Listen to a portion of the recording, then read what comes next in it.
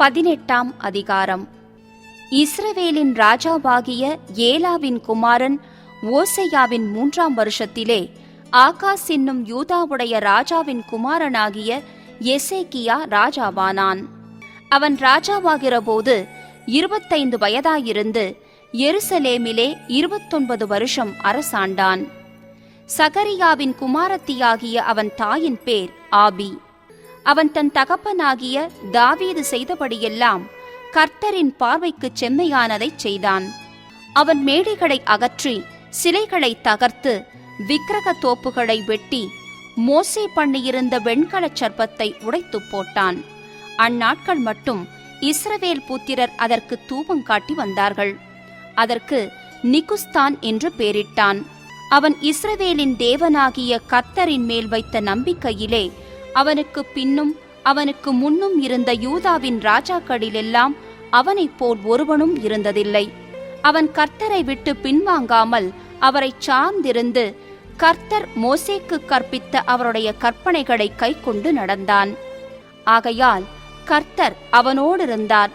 அவன் போகிற இடம் எங்கும் அவனுக்கு அனுகூலமாயிற்று. அவன் அசீரியா ராஜாவை சேவிக்காமல் அவன் அதிகாரத்தை தள்ளிவிட்டான். அவன் பெலிஸ்தரை காசா மட்டும் அதன் எல்லைகள் பரியந்தமும் காவலாளர் காக்கிற கோபுரங்கள் தொடங்கி அரணான நகரங்கள் பரியந்தமும் முறிய அடித்தான். இஸ்ரவேலின் ராஜாவாகிய ஏலாவின் குமாரன் ஓசையாவின் 7ஆம் வருஷத்திற்கு சரியான எசேக்கியா ராஜாவின் 4ஆம் வருஷத்திலே அசீரியா ராஜாவாகிய சல்மனாசார் சமாரியாவுக்கு விரோதமாய் வந்து அதை முற்றுகை போட்டான்.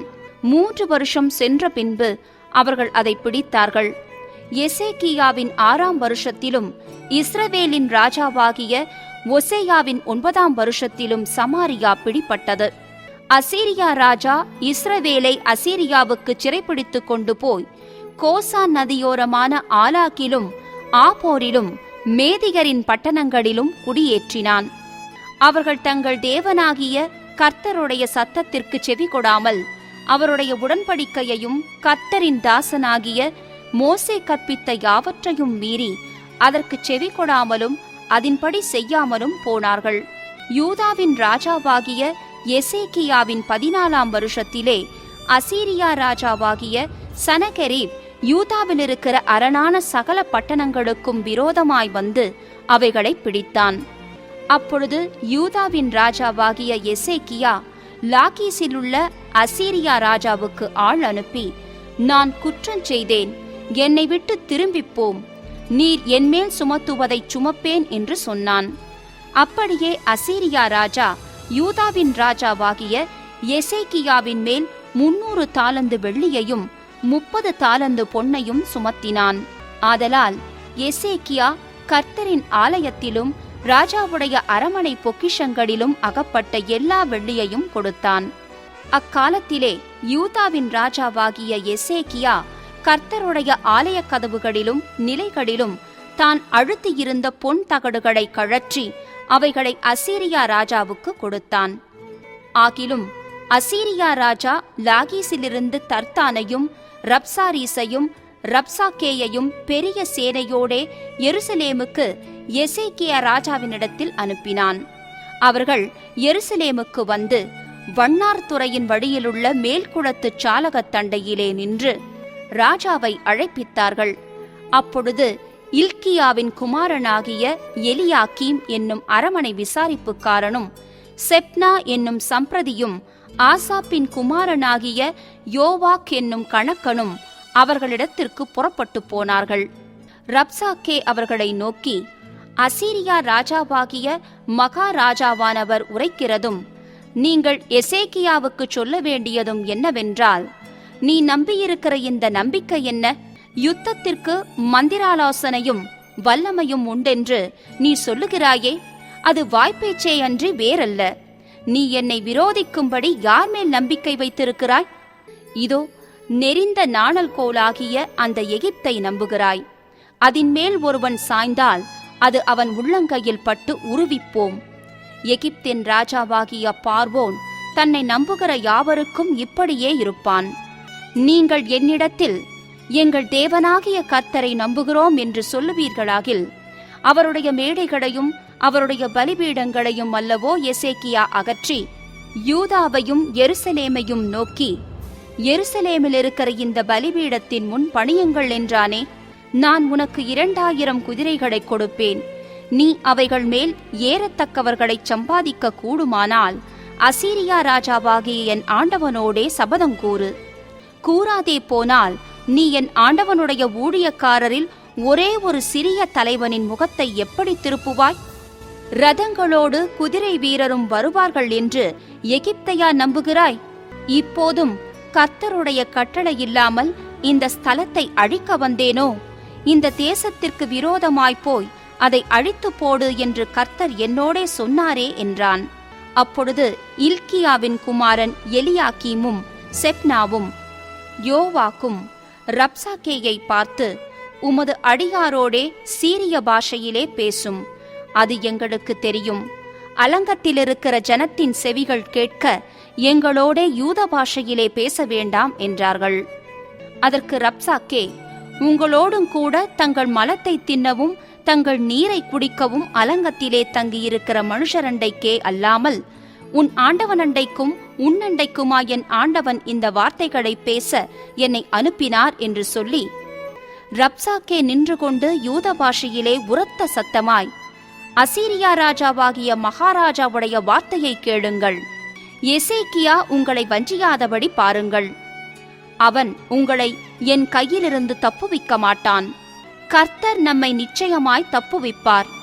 இந்த நகரம் அசீரியா ராஜாவின் கையில் ஒப்புக் கொடுக்கப்படுவதில்லை என்று சொல்லி, எசேக்கியா உங்களை கர்த்தரை நம்ப பண்ணுவான். அதற்கு இடங்கொடாதிருங்கள் என்று ராஜா சொல்லுகிறார். எசேக்கியாவின் சொல்லை கேளாதிருங்கள். அசீரியா ராஜா சொல்லுகிறதாவது, நீங்கள் என்னோடே ராசியாகி காணிக்கையோடே என்னிடத்தில் வாருங்கள். நான் வந்து உங்களை உங்கள் தேசத்துக்கு ஒப்பான தானியமும் திராட்ச தோட்டமும் உள்ள தேசமும் அப்பமும் திராட்சரசமும் உள்ள தேசமும் ஒலிவ எண்ணெயும் தேனும் உள்ள தேசமுமாகிய சீமைக்கு அழைத்து கொண்டு போகுமளவும் அவனவன் தன் தன் திராட்சச் செடியின் கனியையும் தன் தன் அத்திமரத்தின் கனியையும் புசித்து அவனவன் தன் தன் கிணற்றின் தண்ணீரை குடியுங்கள். இவ்விதமாய் நீங்கள் சாகாமல் பிழைப்பீர்கள். கர்த்தர் நம்மை தப்புவிப்பார் என்று உங்களை போதனை செய்ய எசேக்கியாவுக்கு செவி கொடாதிருங்கள். ஜாதிகளுடைய தேவர்களில் யாராவது தங்கள் தேசத்தை அசீரியா ராஜாவின் கைக்கு தப்புவித்ததுண்டோ? ஆமாத், அர்பாத் பட்டணங்களின் தேவர்கள் எங்கே? செப்பர்வாயும், ஏனா, ஈவா பட்டணங்களின் தேவர்கள் எங்கே? அவர்கள் சமாரியாவை என் கைக்கு தப்புவித்ததுண்டோ? கர்த்தர் எருசலேமை என் கைக்கு தப்புவிப்பார் என்பதற்கு அந்த தேசங்களுடைய எல்லா தேவர்களுக்குள்ளும் தங்கள் தேசத்தை என் கைக்கு தப்புவித்தவர் யார் என்கிறார் என்று சொன்னான். ஆனாலும் ஜனங்கள் அவனுக்கு ஒரு வார்த்தையும் பிரதியுத்தரமாகச் சொல்லாமல் மௌனமாயிருந்தார்கள். அவனுக்கு மறு உத்தரவு சொல்ல வேண்டாம் என்று ராஜா கட்டளையிட்டிருந்தான். அப்பொழுது இல்க்கியாவின் குமாரனாகிய எலியாக்கீம் என்னும் அரமனை விசாரிப்புக்காரனும் செப்னா என்னும் சம்பிரதியும் ஆசாப்பின் குமாரன் யோவாக் என்னும் கணக்கனும் வஸ்திரங்களை கிழித்துக் கொண்டு எசேக்கியாவினிடத்தில் வந்து ரப்சாக்கேயின் வார்த்தைகளை அவனுக்கு தெரிவித்தார்கள். 19ஆம் அதிகாரம். ராஜாவாகிய எசேக்கியா அதை கேட்டபோது தன் வஸ்திரங்களை கிழித்து இரட்டு உடுத்திக் கொண்டு கர்த்தருடைய ஆலயத்தில் பிரவேசித்து அரமனை விசாரிப்புக்காரனாகிய எலியாக்கீமையும் சம்பிரதியாகிய செப்னாவையும் ஆசாரியர்களின் மூப்பரையும் ஆமோத்சின் குமாரனாகிய ஏசாயா எனும் தீர்க்கதரிசியினிடத்துக்கு இரட்டு உடுத்திக் கொண்டவர்களாக அனுப்பினான். இவர்கள் அவனை நோக்கி, இந்த நாள் நெருக்கமும் கண்டிதமும் தூஷணமும் அனுபவிக்கிற நாள். பிள்ளை பேறு நோக்கி இருக்கிறது, பெறவோ பெலனில்லை. ஜீவனுள்ள தேவனை நிந்திக்கும்படி அசீரியா ராஜாவாகிய தன் ஆண்டவனால் அனுப்பப்பட்ட ரப்சாக்கே சொன்ன வார்த்தைகளையெல்லாம் உமது தேவனாகிய கர்த்தர் கேட்டிருக்கிறார். உமது தேவனாகிய கர்த்தர் கேட்டிருக்கிற வார்த்தைகளை நிமித்தம் தண்டனை செய்வார். ஆகையால் இன்னும் மீதியாயிருக்கிறவர்களுக்காக விண்ணப்பம் செய்வீராக என்று எசேக்கியா சொல்லச் சொன்னார் என்றார்கள். இவ்விதமாய் எசேக்கியா ராஜாவின் ஊழியக்காரர் ஏசாயாவினிடத்தில் வந்து சொன்னார்கள். அப்பொழுது ஏசாயா அவர்களை நோக்கி, அசீரியா ராஜாவின் ஊழியக்காரர் என்னை தூஷித்ததும் நீர் கேட்டதுமான வார்த்தைகளினாலே பயப்படாதேயும். இதோ அவன் ஒரு செய்தியை கேட்டு தன் தேசத்துக்கு திரும்புவதற்கான ஆவியை நான் அவனுக்குள் அனுப்பி அவனை அவன் தேசத்திலே பட்டயத்தால் விழப்பண்ணுவேன் என்று கர்த்தர் உரைக்கிறார் என்பதை உங்கள் ஆண்டவனிடத்தில் சொல்லுங்கள் என்றான்.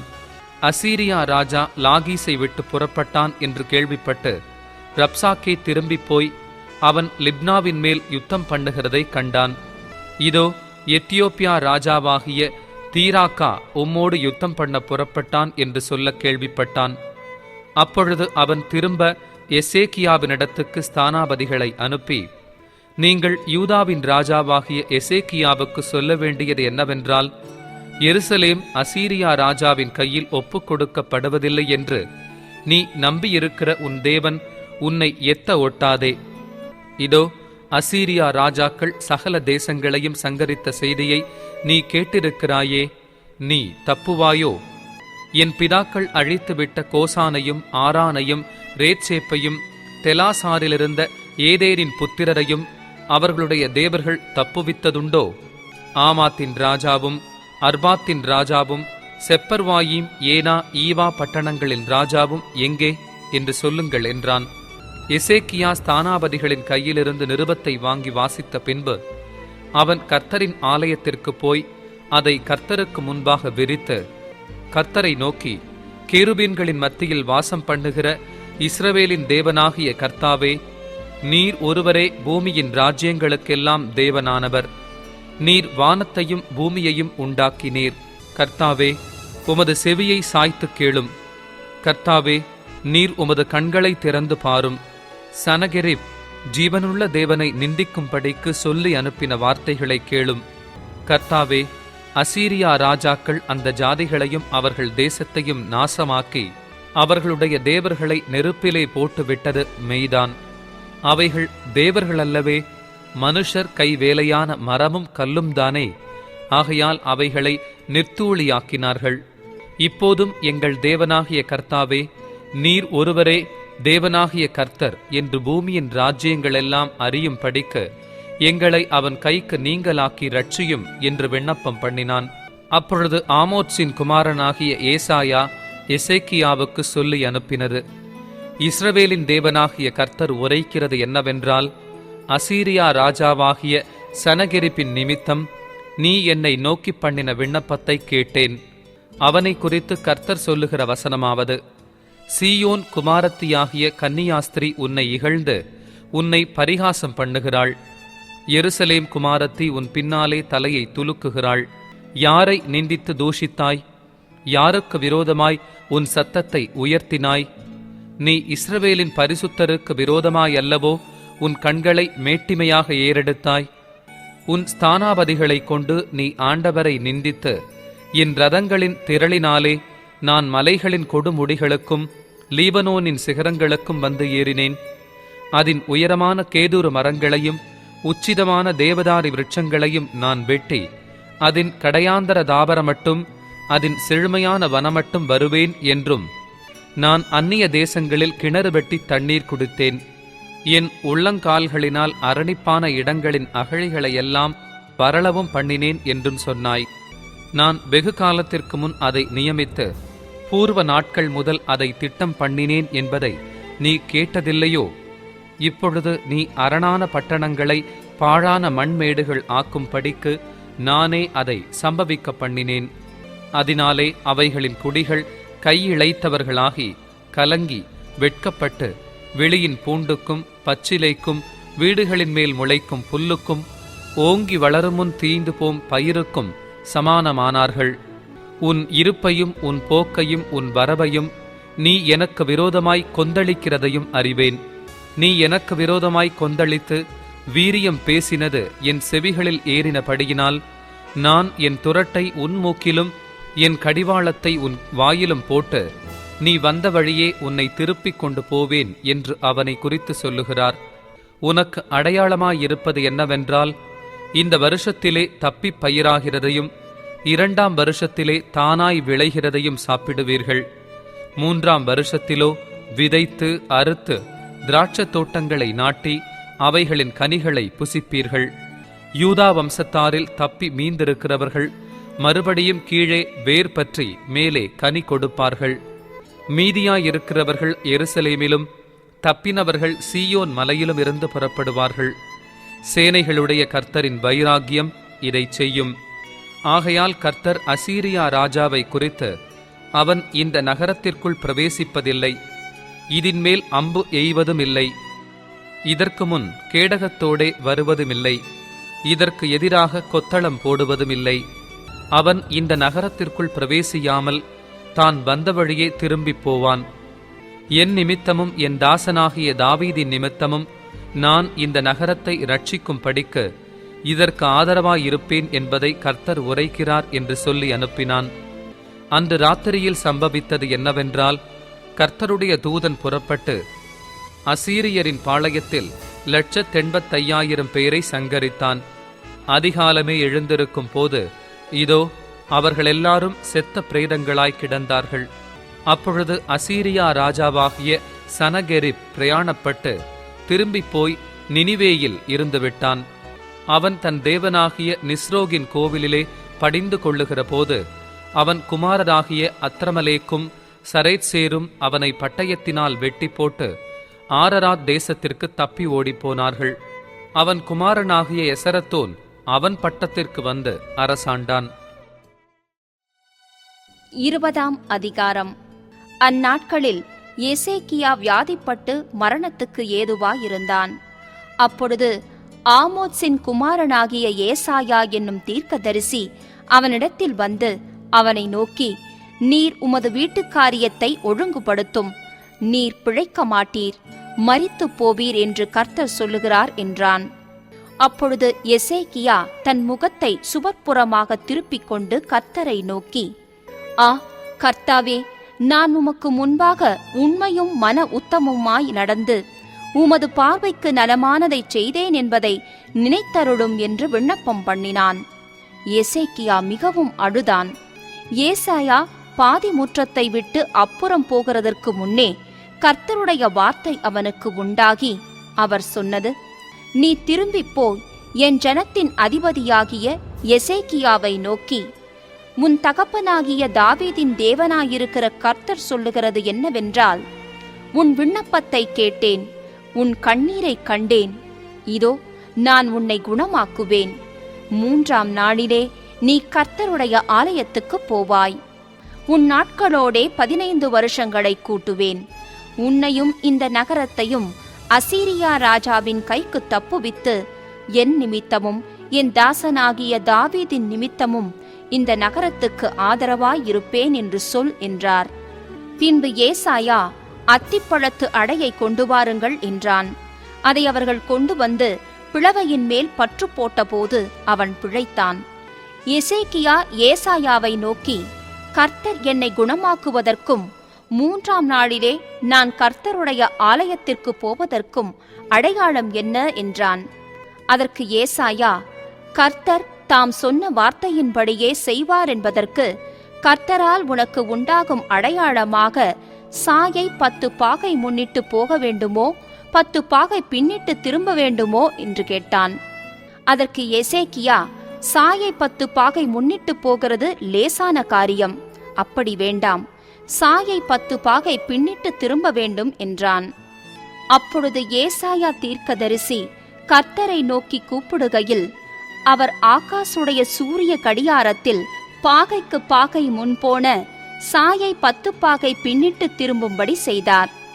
அக்காலத்திலே பலாதானின் குமாரனாகிய பெரோதாக் பலாதான் என்னும் பாபிலோனின் ராஜா எசேக்கியா வியாதிப்பட்டிருக்கிறதை கேட்டு அவனிடத்துக்கு நிருபங்களையும் வெகுமானத்தையும் அனுப்பினான்.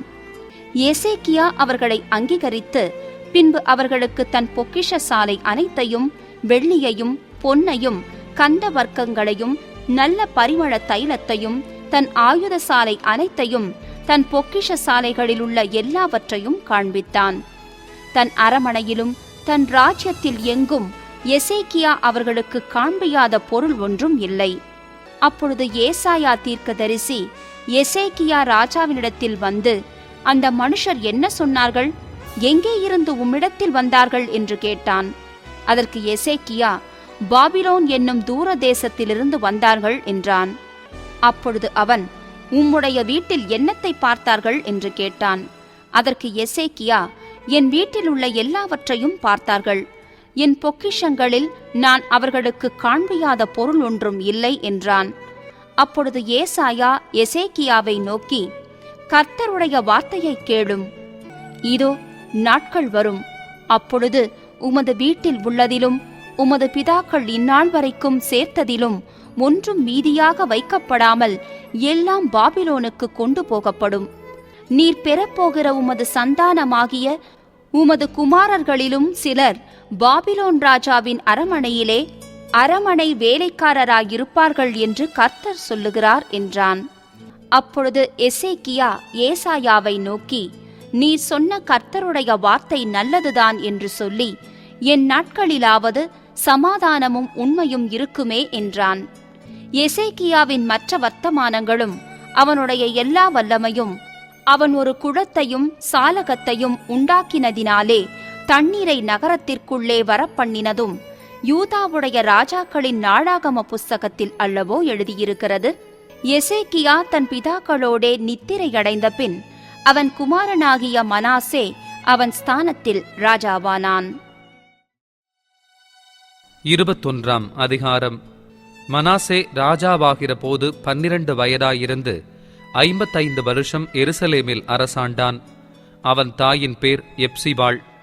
கர்த்தர் இஸ்ரவேல் புத்திரருக்கு முன்பாக துரத்தின ஜாதிகளுடைய அருவருப்புகளின்படியே அவன் கர்த்தரின் பார்வைக்கு பொல்லாப்பானதைச் செய்து, தன் தகப்பனாகிய எசேக்கியா இடித்து போட்ட மேடைகளை திரும்பவும் கட்டி பாகாலுக்கு பலிபீடங்களை எடுப்பித்து, இஸ்ரவேலின் ராஜாவாகிய ஆகாப் செய்தது போல விக்கிரகத்தோப்பை உண்டாக்கி வானத்தின் சேனைகளையெல்லாம் பணிந்து கொண்டு அவைகளை சேவித்தான்.